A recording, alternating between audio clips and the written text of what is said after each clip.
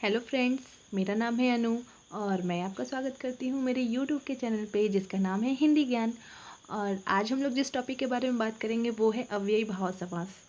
Friends, इस topic से आपको बहुत सारे क्वेश्चन एग्जाम्स में आने वाले हैं। कोई भी आप एग्ज़ाम दे लो, इससे आपको एक दो क्वेश्चन ज़रूर आते हैं। अभी हाल फिलहाल में अगर सीटेट अगर आपने दिया होगा या फिर टेट का एग्ज़ाम दिया होगा तो इससे रिलेटेड क्वेश्चन आ चुके हैं इस टॉपिक से। और मैं उसी के बारे में आज आपको थोड़े डिटेल में बताऊंगी कि आप उसको कैसे पहचानें कि ये कौन सा समास है, अव्ययी भाव समास किसे कहते हैं और उसको कैसे पहचाना जा सकता है। तो ये सारी बातें मैं आपको अपनी इस वीडियो में बताऊंगी, तो प्लीज़ फ्रेंड मेरे पूरे वीडियो को ज़रूर देखें। आइए जान लेते हैं कि अव्ययी भाव समास कहते किसे हैं।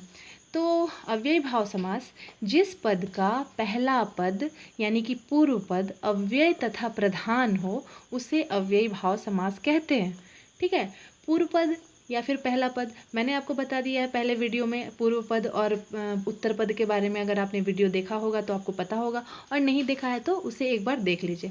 ठीक है, तो जिस पद का पहला पद पूर्व पद यानी कि अव्यय तथा प्रधान हो, यानी कि जो सबसे प्रधान यानी होता है कि उसका इम्पॉर्टेंट ज़्यादा होगा। ठीक है, प्रधान यही होता है ना कि जो अव्यय तथा प्रधान हो उसे अव्ययी भाव समास कहते हैं।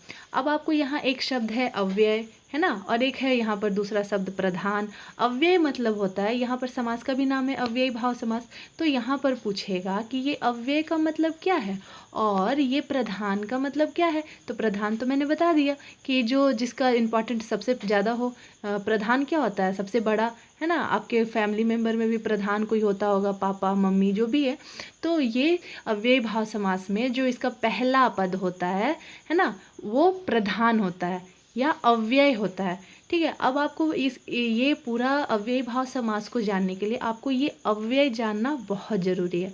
ठीक है, मैं आपको इसके बारे में आगे बताऊंगी, लेकिन पहले ये जान लीजिए कि अव्ययी भाव समास की पहचान कैसे की जाती है। ठीक है, तो पहचान इसकी जो होती है, इसका पहला पद क्या होता है, अनु, आ, प्रति, भर, यथा, यावत, हर, ये सब जो है इसका पहला पद होता है।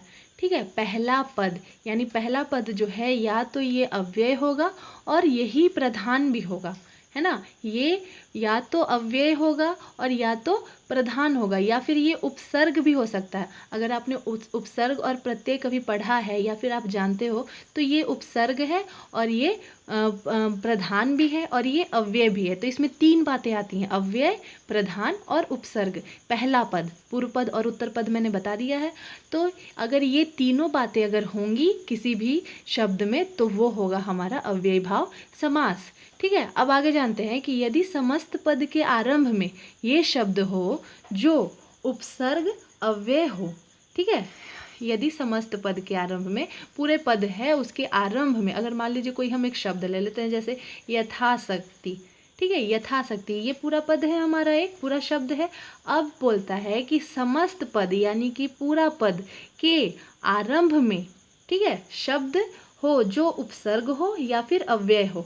ये इसका पद का आरंभ हो रहा है इस शब्द से, यथाशक्ति से। तो यथा जो है इसका उपसर्ग है या फिर हम कहेंगे अव्यय है।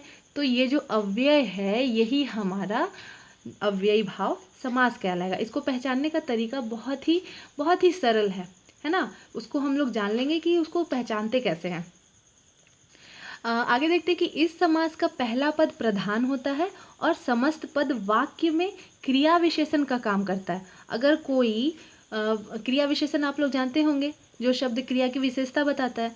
तो अगर इस समास का जो पहला पद है वो प्रधान होता है और समस्त पद जो है वाक्य में क्रिया विशेषण का काम करता है। ठीक है, अव्ययी भाव का समस्त पद सदा लिंग, वचन और विभक्तिहीन रहता है। मैंने आपको विभक्ति के बारे में बता दिया है। अगर आपने पहला वीडियो देखा है तो मैं फिर से बोल रही हूँ कि वो वीडियो एक बार देख लीजिए, तो आपको ये वीडियो बहुत अच्छी तरह से समझ में आएगा।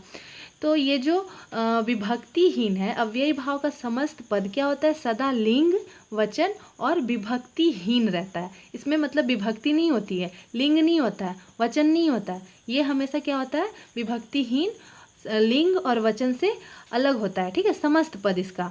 अब ऐसे शब्दों में क्या होता है, ऐसे शब्दों में जो है वो जिनमें लिंग वचन पुरुष कारक आदि के कारण कोई विकार नहीं आता अव्यय कहलाते हैं। अब मैं आपको इसको अव्यय के बारे में थोड़ा बता देती हूँ कि आपको अव्यय किसे कहते हैं। अगर आपने नहीं जाना है तो ये जान लीजिए कि अगर कोई शब्द है जिसमें लिंग वचन पुरुष कारक आदि के कारण कोई परिवर्तन यानी कि विकार जिसको बोलते हैं नहीं आता है तो वो अव्यय कहलाते हैं। ठीक है, अगर हम कोई लिंग ले रहे हैं शब्द या फिर मतलब लिंग है वचन है और उसके कारण भी कोई परिवर्तन नहीं होता है तो इसको हम लोग अव्यय बोलते हैं। ठीक है, अब हम यहाँ पर बोल रहे हैं जैसे मान लीजिए यथाशक्ति, तो इसमें क्या कोई लिंग है इसमें या कोई वचन है या फिर कोई विभक्ति है। यहाँ पर हम बोलते हैं प्रत्येक, तो क्या ये कोई लिंग है? नहीं ना, तो ये लिंग नहीं है और वचन भी नहीं है इसमें, और अगर इसमें कोई विभक्ति भी नहीं है तो ये हमारा